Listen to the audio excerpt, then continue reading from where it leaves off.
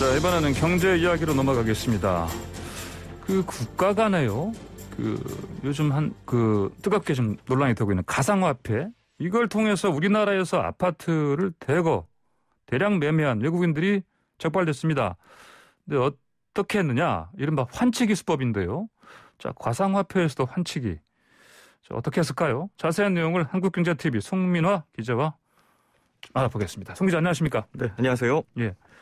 그래서 가상화폐요. 이거 가지고 어떻게 했다는 겁니까? 외국인들이 아파트 거래를? 네, 이제 최근 3년 동안에 이제 외국인들이 이 가상화폐 환치기 등을 통해서 이제 불법 자금을 좀 조달을 해서 서울에 아파트를 사들였던 것으로 이렇게 드러났는데요. 먼저 이 환치기가 뭔지 좀 설명을 먼저 드려야 될 것 같습니다. 환치기는 이제 환전이나 어떤 해외 송금의 업무를 할 때 원래는 외국환 거래법에 따라서 반드시 등록된 기관을 이용을 해서 환전이나 송금 이런 걸 하게 되어 있습니다. 그런데 이를 좀 무시하고 이제 등록이나 신고 없이 이루어지는 그런 국가 간의 환전 또는 송금을 의미하는데요. 돈의 거래 내역을 좀 명확하게 알 수가 없기 때문에 이 환치기를 통해서 불법 자금을 조성할 수도 있고요. 또 국내 자산의 어떤 무분별한 그런 해외 유출 이런 것들을 좀 촉발할 수 있다는 점에서 좀 가장 큰 문제로 지적이 되고 있습니다. 그렇기 때문에 이제 최근에 어떤 처벌 수위도 상당히 좀 높은 편인데요. 이 환치기를 하다가 적발이 되면 그걸 잘 몰랐다 하더라도 경고 없이 곧바로 이제 과태료 또는 이제 형사처벌에 처해질 수가 있고요. 또 해당 처벌은 이 환치기 업자뿐만 아니라 이거를 같이 이용하는 이용자까지도 함께 처벌을 받는다라는 점을 좀 아시면 좋겠습니다. 그런데 이 서울세관이 이렇게 가상화폐 환치기나 이렇게 관세 포탈 자금 같은 것을 이제 불법 자금을 쓰거나 해서 이런 외환 당국에 신고하지 않은 채 이제 국내 아파트 55채를 사들인 그 외국인 61명을 적발을 했습니다. 금액으로 좀 시세로 따져보면은 모두 한 840억 원 규모였습니다. 그렇군요. 네. 자, 말씀하신 것처럼 이게 이제 기본적으로 자금 흐름을 이제 추적할 수 없게 하는 것이고 첫 번째로는 이제 그다음에 국내 자산을 좀 그리고 환치기라는 게 기본적으로 자산 가치 차이가 생기니까 하는 거 아니겠습니까? 그렇죠. 맞습니다. 그러면 우리 국내에서 가상화폐 가치가 해외에 비해서 한 10% 이상 높다. 그런 것도 있고. 네, 그렇습니다. 자, 그러면 방금 말씀하신 거 840억 원 규모 큰 금액인데. 그러면은 이들이 악용한 환치기 수법 또 좀 자세히 좀 볼까요? 네, 악용 사례를 좀 하나만 좀 살펴보겠습니다. 국내에서 무역회사를 운영하는 30대 중국인이었습니다. A씨라고 가정을 하겠습니다.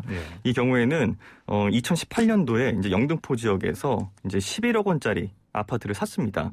그런데 이제 구매 자금 중에서 4억 5천만 원 가량이 이제 비트코인과 같은 그런 가상화폐를 이용한 그런 불법 코인 환치기 자금이었던 건데요. 중국 정부가 이제 자국 내 어떤 자금 유출을 좀 통제하는 상황이었고 그러다 보니까 이제 중국에 있는 A씨 아버지한테서 이제 증여받은 돈을 이제 불법 환치기 조직을 통해서 이제 가상화폐로 들여온 케이스였습니다. 그래요. 이 방법에는 이 환치기 조직이라는 역할이 또 굉장히 중요한데요. 일단 이 조직이 A씨한테서 이 중국 돈 286만 위안을 받았고요. 이걸 가지고 이제 중국에 있는 가상화폐 거래소가 있지 않겠습니까? 거기에다가 이제 비트코인을 이제 산 겁니다. 여기서 이제 중국에서 매입을 하고? 네, 중국에서 매입을 했습니다. 그리고 난 다음에 한국에 있는 조직원의 전자지갑으로 이 비트코인을 전송했습니다. 전송할 수 있거든요. 그 다음에 이제 우리나라 거래소에서 이걸 다시 되팔아서 원화로 4억 5천만 원을 환전한 뒤에 이걸 이제 A씨한테 건네게 된 그런 케이스였습니다. 그렇군요. 환전만 해도 사실은 아까 말씀드린 대로 이제 가치 차이가 있기 때문에 그렇죠. 국내에서 더 비싸게 팔았겠네요. 자, 그리고 그러면 이제 결국은 등록된 기관에서 외국환 거래가 이루어진 게 아니기 때문에 이거 불법 아니겠습니까? 그러면은 그동안 사실 가상화폐 방금 말씀드린 차익 거래 이게 문제가 되지 않았습니까? 네, 맞습니다. 말씀하신 대로 이게 한동안 가상화폐 시장이 굉장히 좀 과열이 됐기 때문에 그러면서 이제 우리나라의 가상화폐 가격이 해외보다 비싼 이른바 김치 프리미엄이 형성이 됐었습니다. 이것도 김치 프리미엄이라고 이렇게. 네, 그렇습니다. 그러면서 이제 중국에서 구입한 비트코인을 이제 국내 거래소로 들여와서 비싸게 팔아서 환전한 뒤에 다시 중국으로 이렇게 또 송금해서 차익 거래를 보는 게 이게 또 문제가 좀 됐었던 적이 있었거든요. 그런데 최근에는 이런 범죄 조직들의 좀 감시가 그런 허술한 그런 가상화폐를 이제 환치기 수단으로 활용하는 것으로 추정이 되고 있고요. 이번 경우에서처럼 이런 가상화폐를 이용해서 이제 중국에서는 이 환치기로 돈을 들여온 뒤에 국내 부동산에까지 투자하는 것까지 등장을 한 겁니다. 예. 이에 대해서 이제 서울세관 관계자는 이게 아직 수사 중인 상황이라서 뭐 이런 거래 시기까지는 분석하지 못했다. 그러면서도 이제 환치기 조직들이 이런 김치 프리미엄을 노렸을 가능성도 충분히 있어 보인다라고 말을 했습니다. 이렇게 적발된 외국인들을 좀 국적별로 좀 살펴보면요. 61명 가운데 중국인이 34명으로 가장 많았고요. 이어서 이제 미국인이 이제 19명, 호주인이 2명 순이었습니다. 예. 또 이들이 사들인 그런 아파트는 강남구 아파트가 13채로 가장 많았습니다. 다음으로는 영등포구에 6채, 또 구로구와 서초구에 각각 5채로 이제 거래를 하면서 서울 전역에서 이제 뭐 아파트 쇼핑을 했다. 네, 이렇게 좀 볼 수 있는 상황이었고요. 예. 이렇게 적발된 외국인들에게는 이제 탄로한 세금을 추징을 하고요. 그리고 이제 검찰로 송치를 하거나 또는 과태료를 부과할 예정입니다. 예. 뭐 최근 들어서 몇 년 동안 중국인들이 특히 우리나라 한국의 부동산을 많이 사들이고 있는데, 네네. 그 중에 자금줄의 하나가 좀 이거였네요. 예, 뭐 거래차익, 뭐 환치기, 뭐 이런 수법들도 있었습니다. 그렇군요. 자, 이 가상화폐 지금 사실은 또 국내에서는 특히 이제 2030 전문층들이 많이 투자를 하기 때문에 이게 큰 관심사이기도 한데 윤상수 금융위원장이 이거 뭐 사실 화폐를 인정할 수 없다. 네, 뭐 논란이 됐었죠. 여당도 그렇고요. 뭐 걸어서 폐쇄하겠다 그런 얘기도 했었고. 네. 자, 근데 심지어 거기다가 이제 홍남기 부총리가 그 세금 내겠다고 했죠? 맞습니다. 예. 먼저 이 내용을 좀 짚어드리겠습니다. 이게 정부가 이제 내년부터 이 가상자산 거래로 얻은 소득의 20% 정도를 이제 세금으로 걷기로 했습니다. 예. 그러면서 이제 가상화폐, 뭐 가장 많이 투자하고 있는 그런 좀 세대를 좀 분류해보면 2030 세대 투자자들이 굉장히 많은데요. 예. 이들을 중심으로 해서 좀 조세 저항에 좀 굉장히 확산하는 그런 모습을 보이고 있고요. 예. 또 정부와 여당의 그런 엇박자 이런 부분들도 좀 주목을 해봐야 될 부분인데요. 현재 여당에서는 좀 여당의 그 민심이 많이 좀 돌아선 상황이잖아요. 예. 그러면서 이제 여당에서는 과세를 조금 유예해야 한다. 뭐 이런 식의 요구가 좀 커지고 있는 추세인 반면에 정부에서는 아니다. 가상자산 과세는 이제 계획대로 간다. 이런 원칙론을 좀 밝히고 있는 그런 상황입니다. 기획재정부에 따르면 정부는 이제 내년 1월 1일부터 가상자산을 양도하거나 대여해서 얻은 소득을 기타 소득으로 분류를 해서 20%의 세율을 적용해서 이제 과세할 계획인데요. 이번 가상자산 과세는 이제 지난해 말에 이제 국회를 통과한 그 개정 소득세법에 따라서 이제 추진이 됩니다. 원래 정부는 이제 올해 10월에 이거를 이제 시행할 방침이었는데 세법 개정안이 이제 국회 논의에서 조금 밀리면서 이제 석 달 뒤로 이제 미뤄지게 된 상황이었습니다. 아, 그렇군요. 이제 과세 얘기하니까 또 주식 얘기가 생각나는데, 네네. 이 가상화폐하고 이제 지금은 뭐 또 정부 여당에서는 가상 자산이라고 하는데 어쨌든 가상화폐든 자산이든 자 주식 과세 방식하고 좀 다르게 한다. 이런 얘기가 나오네요. 이게. 네, 그렇습니다. 이번 과세 논란은 이제 올 들어서 이제 이런 코인 가격이 급등하면서 이제 좀 2030 세대를 중심으로 좀 많은 그런 투자자들이 가상자산에 뛰어들면서 확대가 됐는데요. 이제 투자자들 입장에서는 가상화폐 거래가 주식이랑 다를 바가 없다. 뭐 이런 입장이어서 금융투자 자산이라는 겁니다. 그런데 여기에 부과하는 세금이 훨씬 더 주식보다 훨씬 더 무겁다라는 점에서 마치 좀 불공정한 그런 차별처럼 보일 수 있다라는 그런 상황이 됐거든요. 실제로 이제 기재부가 예고한 그 두 자산의 좀 과세 방침을 살펴보면 기본 공제 그 금액부터 조금 차이가 납니다. 2023년부터 이제 주식 양도 차익에 과세하는 그런 금융 투자 소득세가 이제 적용이 되는데 여기에는 이제 기본 공제가 5천만 원부터이고요. 그리고 손실 부분에 대해서는 어느 정도 좀 이게 보전을 해주는 그런 손익통산 그리고 이제 이월 공제 같은 경우에도 5년간 적용하기로 했습니다.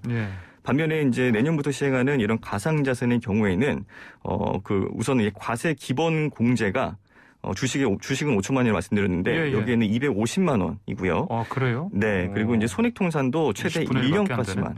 네, 그렇습니다. 최대 1년까지만 적용이 됩니다.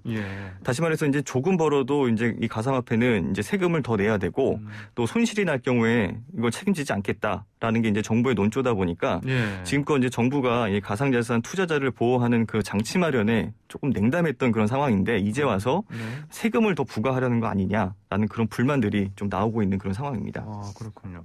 자, 그렇다면은 다른 나라들 한번 볼까요? 가상화폐, 가상자산 과세 부과하는 거. 네네. 일단 미국이나 뭐 일본 또 영국 같이 이렇게 좀 주요 선진국들은 이미 2010년대 중반부터 이런 뭐 과세 근거법을 좀 마련을 해놓은 상황입니다. 미국의 경우를 좀 예를 들어보겠습니다. 미국 국세청의 경우에는 2014년 그 가상화폐에 대한 그 과세 방안을 바탕으로 그 기존의 그 자본이득과 똑같은 방식의 어떤 그 과세 기준을 가상화폐에 좀 적용하고 있습니다. 그래요? 예, 이에 따라서 이제 가상화폐를 취득한 지 요 기간이 중요한데요. 예. 이게 1년 미만일 경우에는 이게 통상소득으로 분류를 해서 이제 종합과세를 하고 있고요. 예. 여기에는 최대 37%의 세율을 적용하고 있습니다. 30%요? 네, 그렇습니다. 예. 종합과세는 이제 가상화폐를 포함한 모든 그 자본 이득을 합산을 해서 이제 세율로 책정을 하는 겁니다. 네. 그러니까 이제 가상화폐로 돈을 조금 벌고 주식으로 돈을 많이 벌었다. 이렇게 하면은 어쨌든 두 개를 합쳐가지고 이 총 소득액이 높으면은 이제 가상화폐 소득에 적용되는 세율도 덩달아서 같이 높아지는 그런 셈이고요. 그렇군요. 예. 다만 이제 취득한 지 1년이 넘어가는 그런 자본들은 현재 그 자본 소득으로 좀 분류가 됩니다. 그래서 37%보다는 좀 낮은 뭐 15%에서 20%대 그 세율을 적용한다는 그 특징이 있습니다. 예. 이 경우에는 이제 종합과세가 아닌 이제 분류과세로 좀 이게 적용이 되다 보니까 기존의 그 자본의 어떤 종류별로 따라서 세율을 이제 적용한다는 겁니다. 그래서 가지고 있는 주식 가격이 아무리 올라도 이게 뭐 주식만 따로 세율을 적용받게 되고 가상화폐는 그 뭐 거래 차익이나 이런 부분에서는 세율에는 따로 영향을 미치지 않는 그런 상황이 되는 겁니다. 아, 그렇군요. 알겠습니다. 네. 자, 이번에는 저 부동산 좀 보죠. 네. 지난주에 서울 재건축 지역 토지거래 허가제 도입 얘기를 나눴었는데 근데 지금 이 지역 있지 않습니까? 네. 최고가 기록도 쓰고 있다고요? 네, 그렇습니다. 뭐 지난주에는 이 토지거래 허가제 도입을 앞두고 이제 서울시의 그 재건축 아파트나 뭐 재건축 지역에 거래 매물이 없다. 뭐 이런 내용들을 주로 다뤘던 걸로 기억하는데 예. 이번에는 이제 매물이 나와서 거래가 될 때마다 이제는 최고가를 기록한다. 뭐 이런 부분들 내용을 좀 짚어봐야 될 것 같습니다. 예. 27일부터 이제 서울 강남구 압구정동과 영등포구 여의도동 또 성동구 성수동, 양천구 목동에서 이제 토지거래 허가제가 시행이 됐습니다. 예. 그러면서 이제 최근 일주일 사이에 신고가 거래가 이제 속출하게 된 건데요. 예. 전거래보다 무려 한 5억 원이 오른 가격에 거래가 된 그런 사례도 있었고요. 그래요. 네, 부동산 시장에서는 이런 허가제가 시행이 되면서 좀 전세를 안고 집을 사는 그런 갭 투자가 이제 막힐 거다라고 이제 예상이 되다 보니까 미리 물건을 선점하려는 수요가 좀 대거 몰린 게 아니냐 이런 분석도 나오고 있습니다. 예. 거래 내용을 좀 하나만 살펴보면 이제 토지거래 허가 구역 지정이 발표된 직후였죠. 지난 23일에 강남구 압구정동 미성 2차 전용 면적 140제곱미터가 39억 8천만 원에 팔렸습니다. 예. 직전 최고가가 1월에 34억 6천만 원이었거든요. 석 달 만에 무려 5억 원이 넘게 오른 겁니다. 미성 2차는 이제 압구정 특별계획구역 6곳 중에서 이제 하나로 묶여 있고요. 현재 재건축 조합 설립을 추진하고 있는 지역입니다. 예. 알겠습니다. 송 기자, 오늘 경제 이야기 여기까지 듣겠습니다. 고맙습니다. 네, 고맙습니다. 네, 지금까지 한국경제TV 송민아 기자였습니다.